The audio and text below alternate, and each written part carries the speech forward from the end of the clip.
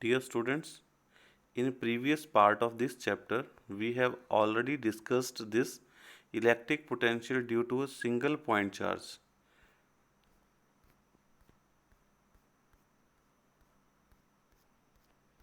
This all about we have already discussed.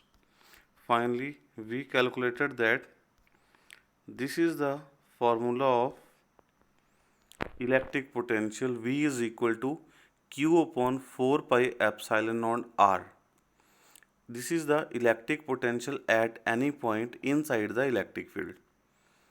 And then similarly, we can find total work done to move charge Q naught from point A to B.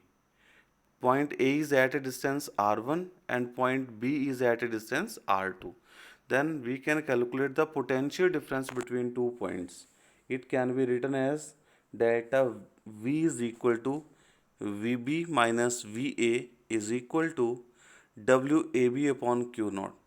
WAB क्या है? Work done to move the charge Q naught from point A to B.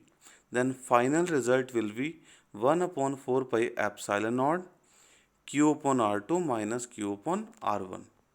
Means ये वही formula है electric potential का. जब हम electric potential difference की बात कर रहे हैं तो बोथ पॉइंट्स के ऊपर हम ये फॉर्मूला अप्लाई करेंगे and potential difference mean subtraction of these two फॉर्मूलाई.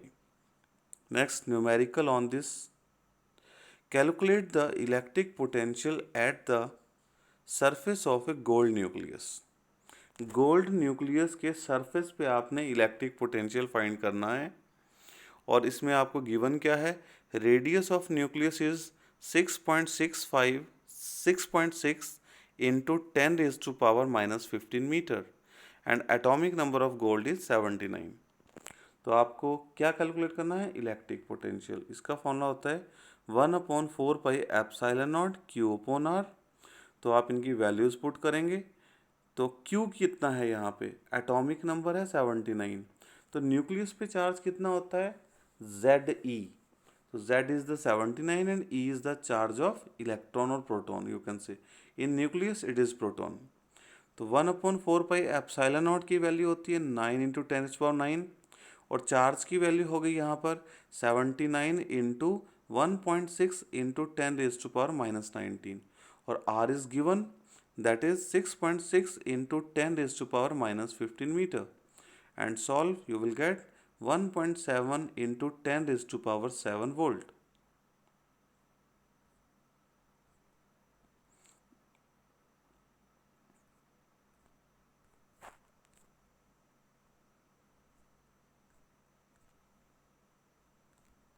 This is the next one.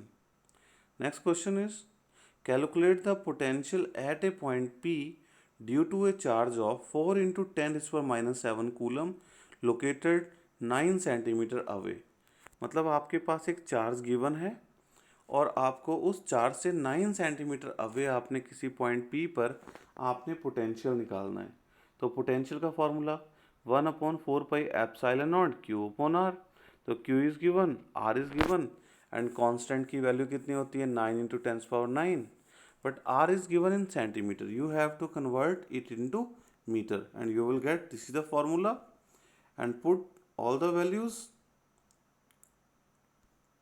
And solve. आपके पास पोटेंशियल का आंसर आएगा 4 into 10⁻⁴ volt. Next B part. Hence obtain the work done in bringing a charge of 2 into 10⁻⁻9 coulomb from infinity to point P. अब आपने work done निकालना है. तो work done का फॉर्मूला क्या होता है? This is the formula of work done. W is equal to QV. Q कितना है? जो charge to be brought 2 into 10⁻⁻9 and potential at that point which you have already calculated 4 into 10⁻⁴. Multiply these two, you will get 8 into 10⁻⁵ joule. तो work done का formula आपने यहाँ पे लगाया W is equal to QV. Next question is, does the answer depend on the path along which charge is brought? You already know that we have discussed that electrostatic force is conservative force in nature it depends only on initial and final position of the particle. It does not depend upon the path. So answer is no. Work done will be path independent. Any arbitrary infinitesimal path can be resolved into two perpendicular displacements, one along r and another perpendicular to r. Work done corresponding to later will be 0. Next, electric potential due to a group of point charges. आपके पास बहुत सारे charges हैं. This is point P where you want to find the electric potential due to a group of charges. This is charge Q1, this is charge Q2, this is charge Q3, this is charge Q4, and this is charge Q5, Qn. And P is the point where we want to find the electric potential due to all these charges. Then these are the distances of those charges from the point R1, R2, R3, R4, so on Rn. Net electrostatic potential at a point in the electric field due to a group of charges is the algebraic sum of their individual potentials at that point.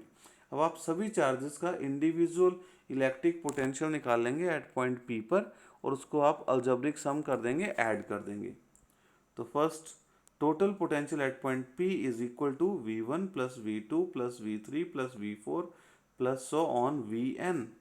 सभी की आप value put करेंगे and finally you will get the answer 1/4 pi epsilon naught सभी में आएगा. तो अंदर bracket में रह जाएगा Q1/R1 plus Q2/R2 plus Q3/R3 plus Q4/R4 plus so on Qn/Rn. उस सभी को आप समीशन में कन्वर्ट करेंगे then it will become summation I is equal to 1 to n Qi/Ri. Okay, this is in terms of position vectors when you will mark this diagram in x-axis and y-axis.